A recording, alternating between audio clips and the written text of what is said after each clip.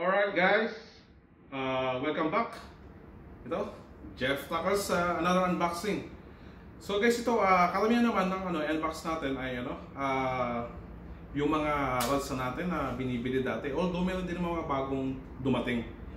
So ito, gagawin natin ngayon, unboxing na gagawin ko rin sa bandang dulo ng parang tutorial kung paano magbuo ng ultralight setup.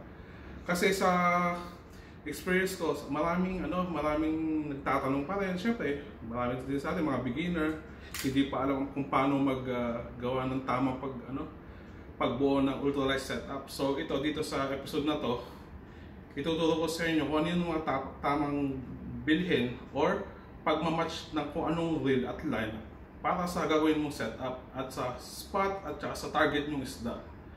So ito guys, simulan natin. Ito sa pinakamalaking box. Buksan natin. Ito galing nga pala sa Relis Nusantara sa Indonesia. Kararating lang ito ngayong umaga.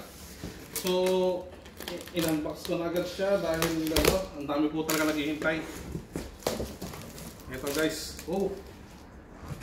Nice one. Again guys, ito relic stickers.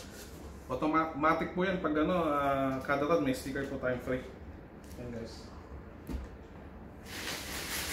So sa unang box natin, nandito. Ito. In-order ko to na extra na Jagger H02 na back section. Sa Redix guys, madali mag-arrange na ng replacement, lalo na kung tip, nabalihan kayo ng tip or kasi kalimitan, aksidente, nadulas. Pwede nating arrange yan ng mga parts. So una nating item, itong ating kulay blue na lagyan, Light Jigging Series. Yan guys, Jabrick, Relis Nusantara Jabrick Light Jigging Series PE 2.0 SP. Ibig sabihin po SP ay spinning. Yan guys, buksan natin.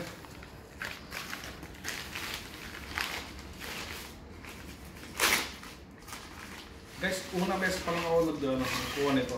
Kasi yung mga nagma-micro jigging, mas prefer nila yung mas mataas na max na jig. So ito 150 yung last na na aking stock dati ay max 80 grams lang yun.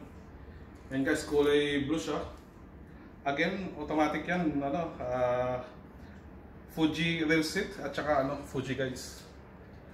Ito guys, ginagamit to normally preferably sa mga nagkakayak or nagbobot, mga micro jigging. So yung sa hindi masyadong kalaliman. Kaya ang max na jig ay 150 grams lang. Tapos yun nga, ang line niya ay hanggang PE 2.0. Yan. Okay. Tapos ito, lagyan natin dito. Kung matatandaan nyo, ito yung dati na stock natin, kulay gold. Ito, PE 1.2 lang to. Ito yung makikita nyo sa isa kong vlog na nakahuli ako ng malaking sherry. Ito yung gamit ko noon, itong setup na to. Nakambal yung Shimano na Series 4000. Ayan guys, so ito, yun siya yung ginagamit ko ngayon. Pero wala na akong stock nito. Siguro next time, pag may naghanap, kasi madali naman mag-order. Kasi yung iba gusto mababa lang ang max na jig. So yan. So spinning.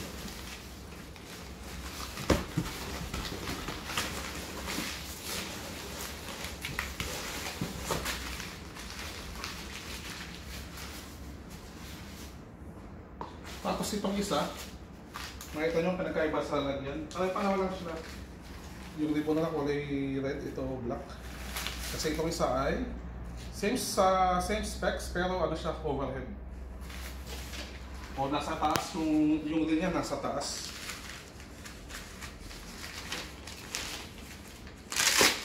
Medyo mamadali ko na guys kasi hindi masyado kayo ma-board ito, kasi normally mo mga ilalagay ko din naman sa description pag in-edit ko to. Yung mga eksaktong specs. Kasi karamihan ng mga rod natin dito ay mga meron natin tayo dati. Yan guys, oh, ito yung overhead version. Ito kasi na-request ni Master Jericho. Sabi ko, bili daw tayo nito. Maganda daw ito pang micro-jigging. Yan guys, oh. Again, ito po, mapapansin nyo po, spiral po siya. So yung niya, yung sa overhead version ng jab rig na max 150 grams, overhead po siya nasa taas, pero habang pupunta makarating sa dulo, unti-unti po siyang pupunta sa ilalim. Kaya dito po sa bandang dulo, kita niyo po, yung guys niya po nasa ilalim na. Yan po yung tinatawag na spiral wrappings or spiral guides. Yan guys. Again, Fuji guides, tsaka Fuji reel set.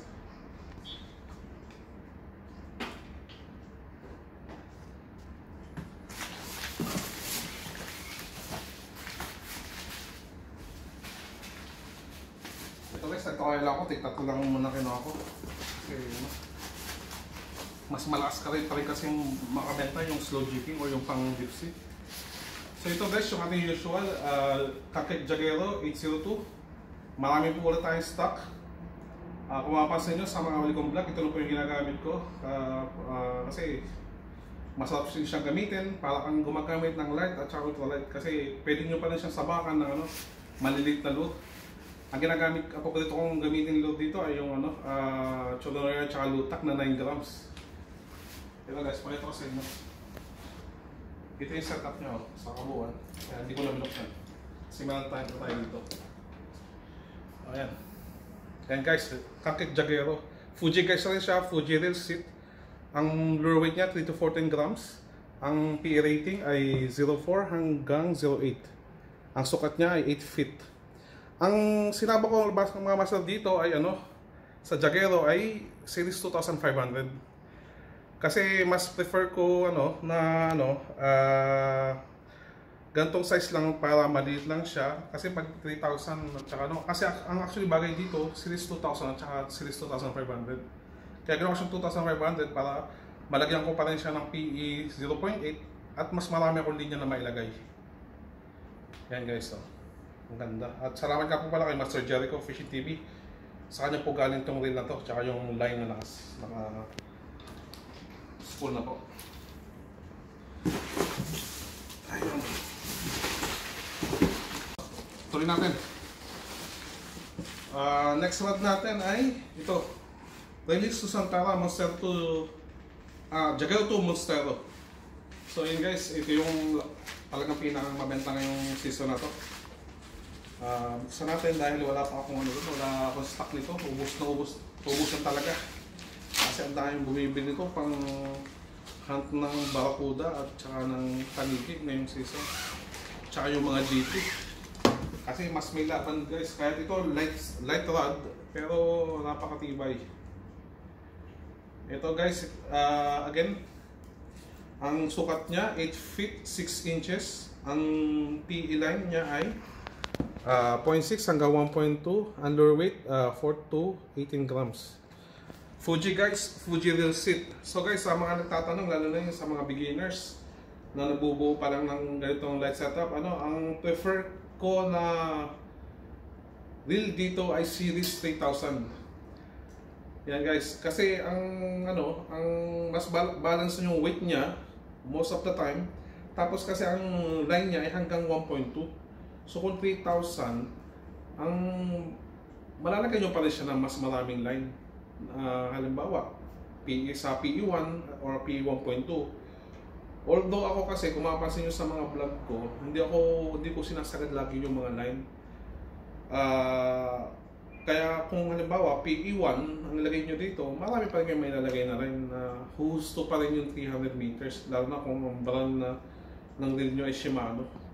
Ito guys, example. Ito. Ayan, series 3000.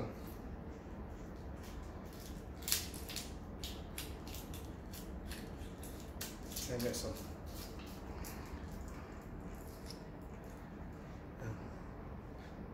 kita nyo balance sa 3,000 yan. Itong reel natin, Shimano Spiros series 3000. Ayan guys.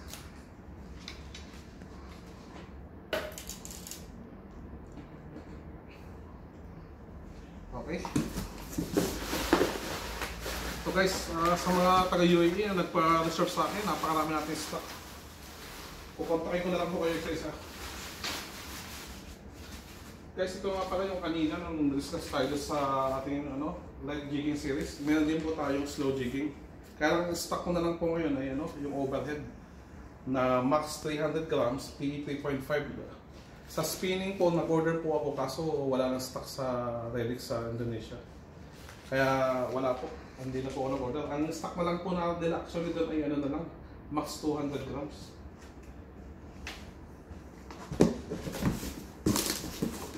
And guys, yung next box.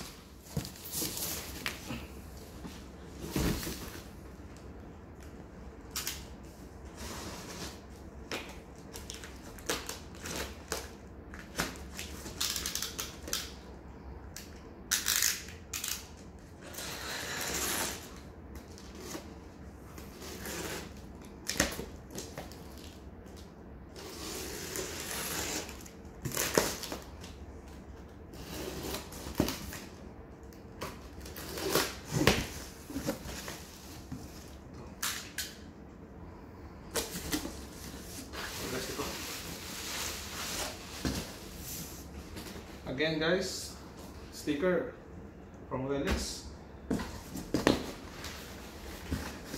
Okay, ito guys, ito na una, kulay blue ulit ang nalagyan. Ito guys. Itong rod natin to, ito yung Rotan 2743. Ultralight din siya. Kung makapansin nyo sa huli kong vlog, yan yung gamit ko. Ito po, guys.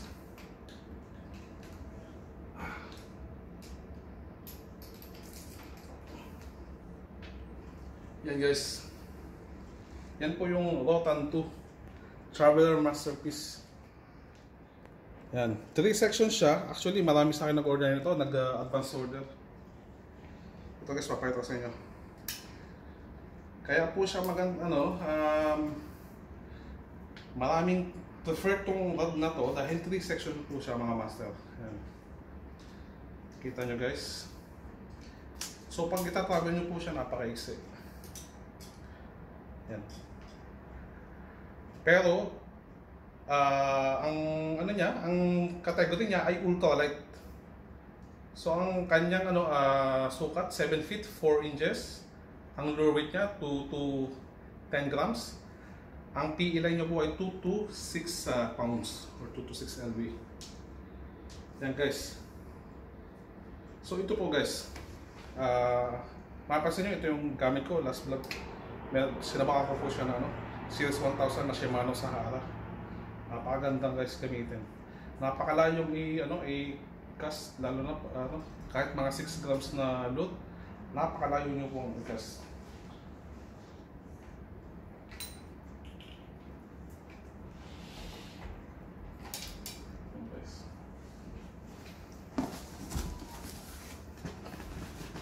Ito po, next natin. Ang dami nito ulit stock guys.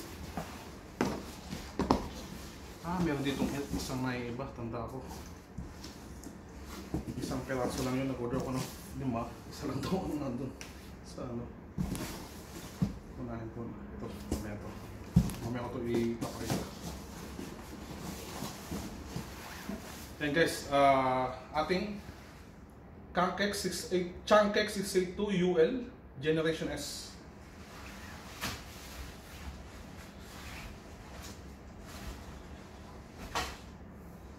So guys, ito meron na po tayo na dating stock pa. So ito na lang papakita ko sa inyo yung setup ko talaga.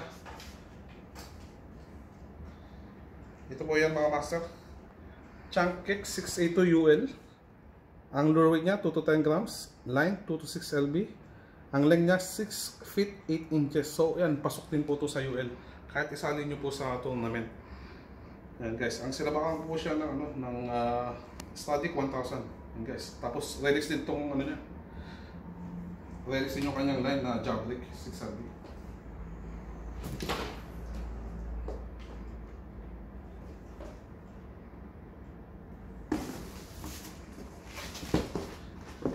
Tapos ito guys, Ito yung marami din naghihintay. Yung ating Chapong 702. Yan, wala na akong stock dito talaga. Kaya ito, ilalabas natin yung ibang, yung ano.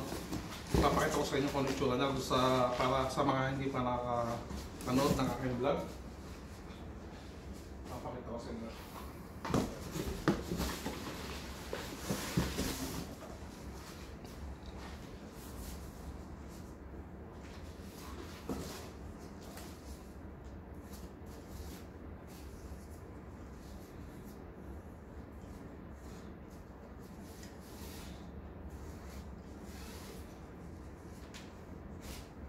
Ito guys, ito po, Chapong 702. Yan. Ang sukat niya, saktong 7 feet or 2.1 meters. Ang lure weight niya ay 2 to 6 pounds or 2 to 6 lb. Ang line niya ay 2 to 6 pounds or 2 to 6 lb. Ang lure weight niya ay 2 grams hanggang 10 grams. Dito po sa Chapong series natin, lahat po ng Chapong ay sea guide. Yan guys. Tapos ang receipt niya ay Relix Susantara. Yan. Ganda.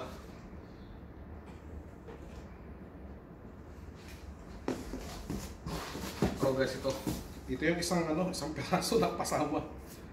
Although may nagtanong sa akin ito, yung isa kong regular customer na Indian. Marami na siya nabiling rin sa akin.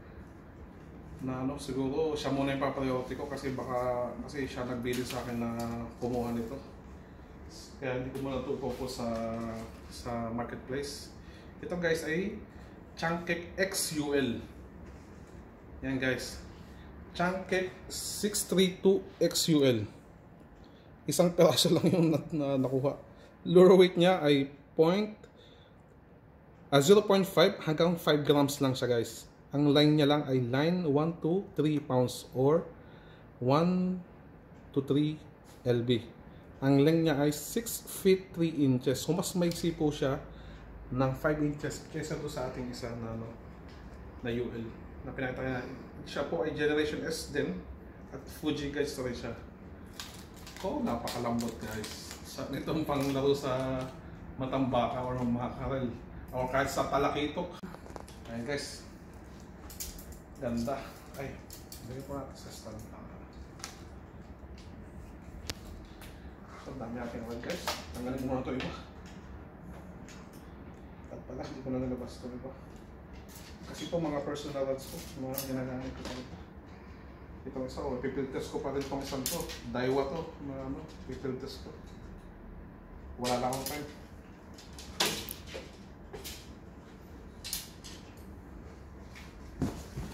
Tapos guys, sa mga nagtatanong, ito isang peraso, ito ay talagang pina-order ko lang to sa kontak ko sa Relix. Itong Relix Susantara C6611 UL. Kasi ito po talaga ay hindi na po sila gumagawa nito. Dahil sa darating na month of May, ngayong taon na to, ang lalabas na po nilang C6611 ay Generation 2. So, ang sabi sa akin, same specs pa rin po siya. Although, iba na po yung kulay niya. So, hindi ko na lang po i-share sa inyo yung picture kasi medyo sensitive na information yun. Alam nyo na, yung i-plano pa lang po ng Relix. Meron na po akong picture, kaya lang ayokong i-share sa public dahil medyo confidential. Alam nyo na, baka mamaya may hindi matuloy or something na tapos kinalat ko yung picture. So ito guys, yung ating Sisik 611. Isang peraso guys, in-order ko po ito talaga pang sarili ko. Kasi naubusan ako last time. So nakiusap ako doon sa kontak ko sa Relix na ihanap ako sa market. Kahit isang peraso lang. Pang gamit ko po sa aking vlog. Yan guys. Ang category niya po ay UL din, 2 to 10 grams. Ang P rating niya ay 0.2 hanggang 0.5. Ang length niya 6 feet 11 inches. Yan guys, sa next fishing adventure.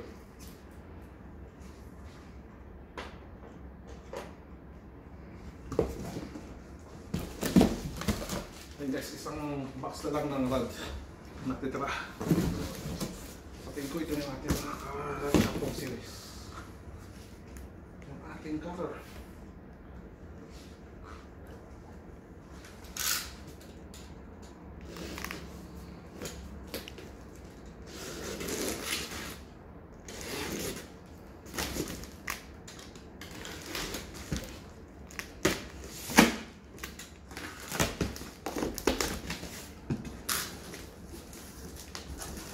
Ito, marami na rin nagpa-serve ito guys. Kasi talagang naubusan tayo ng Chapong from December. Wala po tayo makakuha ng kahit sa Redis. Ito guys, ilabas na agad natin.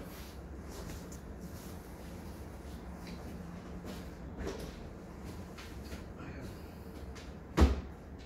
Ito guys, ito yung ating isa sa ating Chapong series, Chapong 762. So ito guys, kahit sa website ng Relix na nakalagay nasa category siya ng ultralight, pero kung ako po tatanungin nyo, hindi po siya pasok sa ultralight. Kasi po, ito po ating explain.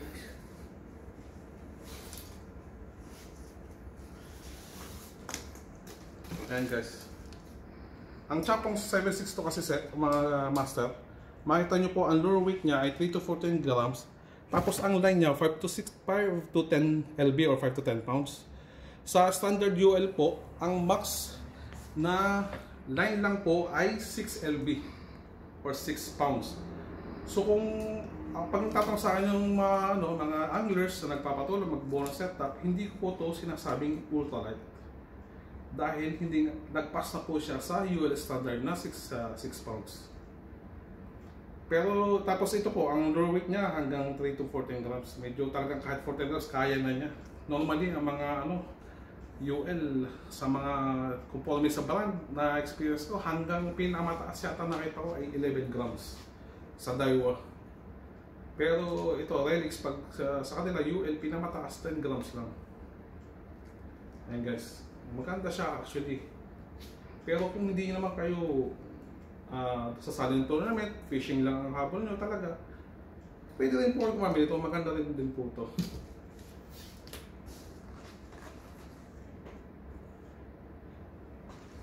Tapos ito po, last na sa rods natin. Ito yung marami din nagpa-reserve.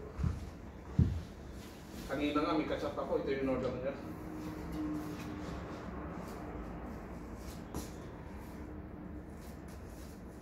Shoutout kina Master Alden at saka kay Master JR ng Albarcia, kay Master Topper. Kasi sila nag-order ng ganito, ang lalaki na huli na lang isda, mga barakuda.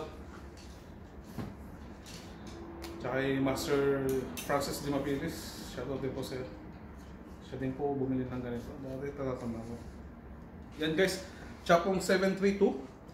Again, hindi ko po siya makonsider as ultralight dahil ang line niya po ay 4 to 8 lb. Lumagpas na naman po siya sa 6 lb, kaya hindi ko rin po siya makategorize as ultralight. So, light po, para sa akin yung light po ang kanyang category. Ang lure weight niya po ay 2 to 12 grams.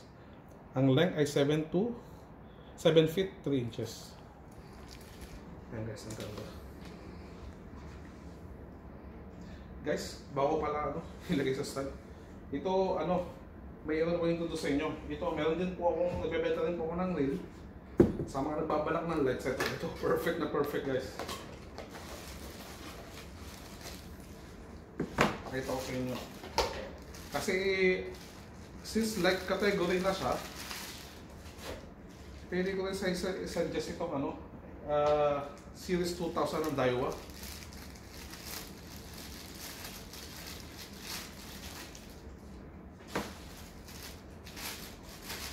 Hindi siya mabigat, light tough or LT version. Tapos yan guys,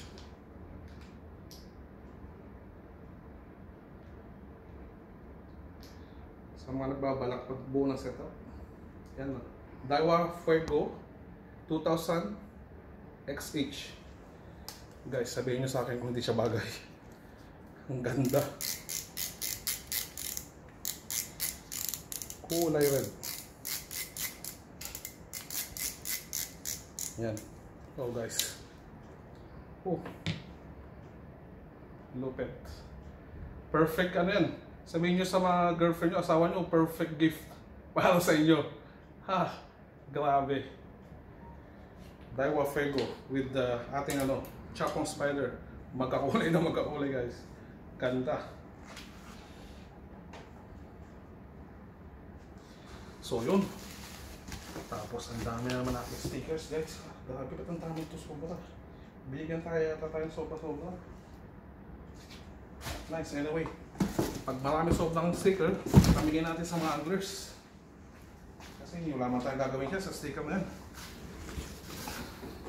So guys, balik to box.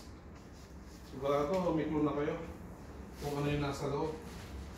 Ito guys ay mabilisan lang. Hindi ko sa inyo kasi meron pa tayong isang box na maliit. Di ba pakita?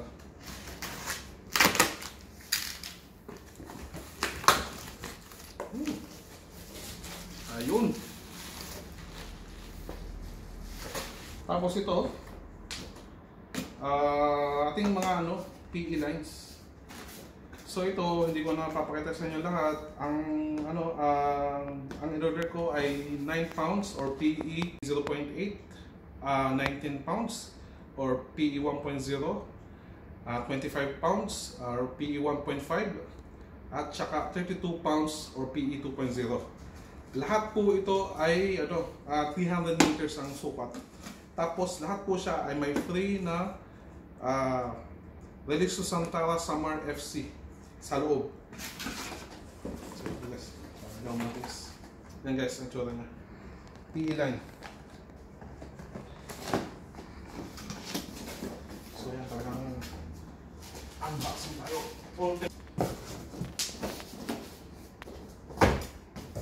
Yan. Last na tayo, last box. Maliit lang na box. Ito, hindi ko to in-order sa Relics. Kanina dumating, umabot pa siya. Umabot. Deliver ng DHL from Japan. Hindi ko lang to pinost pa sa Facebook dahil baka po kayo ay magkagulo. Dahil ito ay 2 piraso lang in-order ko. At ang isa ay naka-reserve na kay Master Alden Albarca. Naka-reserve na po ang isang piraso niya. Ito guys. Oh, nice. Ang 2021 version ng Shimano Nasky 1000. Yan guys, pakita ko sa inyo. Kasi dito sa UAE, ang available pa lang po ay 2000, series 2500 pataas. So ito in-order ko pa sa Japan. Yan guys, ang ganda. Grabe. Perfect Valentine's gift na naman guys.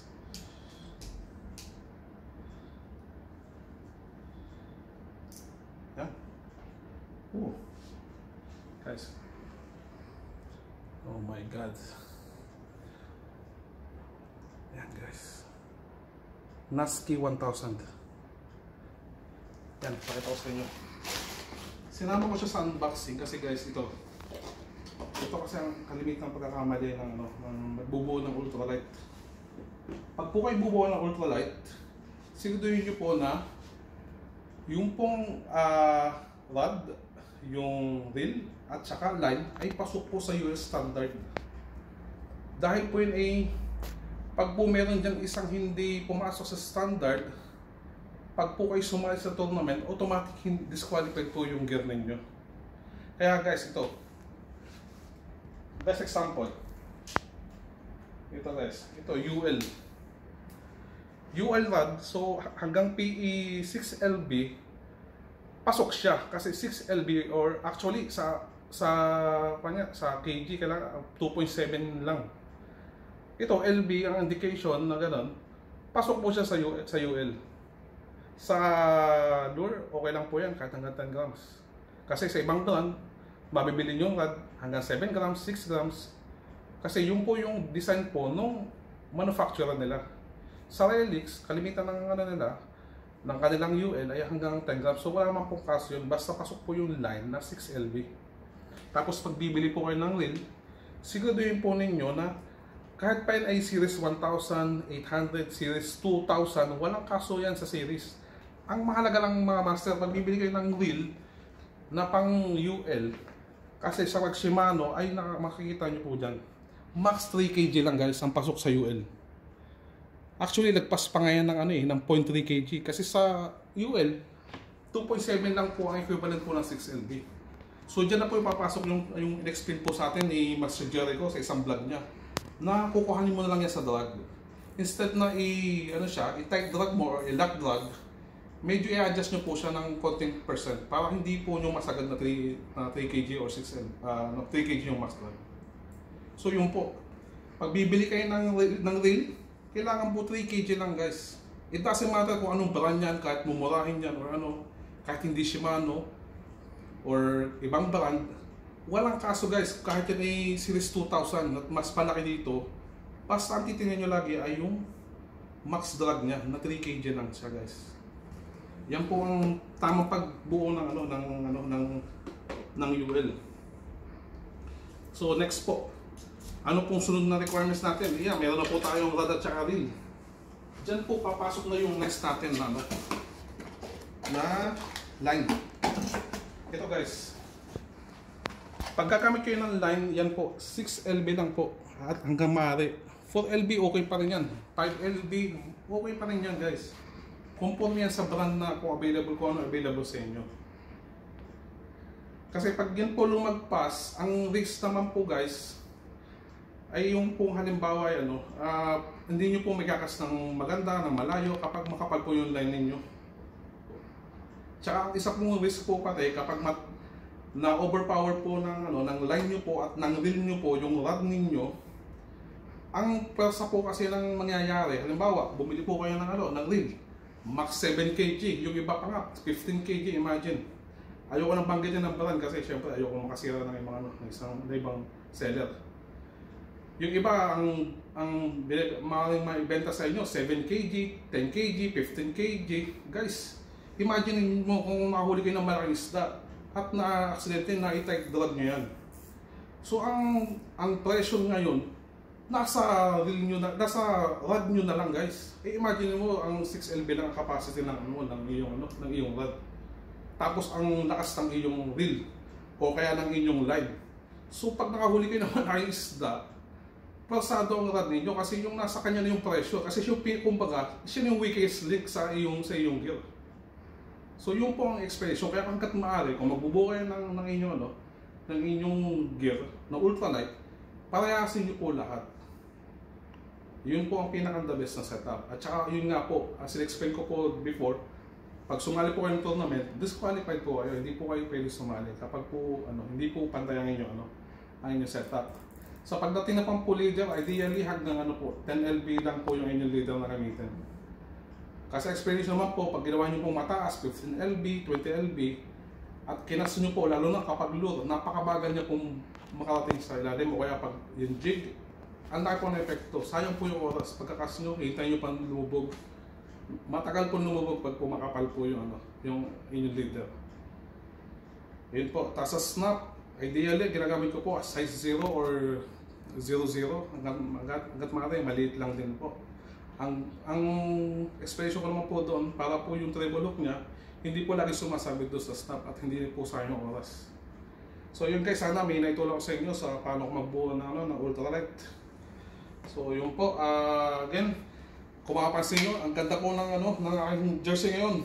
Ito po ay galing po kay Master Tabay Adventure. Yan guys, pasupport po sa channel na ito po, ipopost ko rin po. At tapos po yun kung gusto nyo po mag-order sa kanya, yan, pwede po kayo mag-order. Si Master Tabay or Nerfy po ay taga Abu Dhabi. Kaibigan po natin siya. Kasama po to yung order nyo po. Tapos ito po sombrero ko po, galing po itong Blue Waters Marine. Doon ko po siya, ito po galing po kay Master Jericho. Salamat din po. Doon po nyo po matibili sa Blue Waters. So yun guys, sana nakatulong ko sa inyo kahit sa unboxing na to, may natutunan po kayo. At saka yun po, maraming salamat at ingat po kayo lagi. Enjoy your fishing adventure.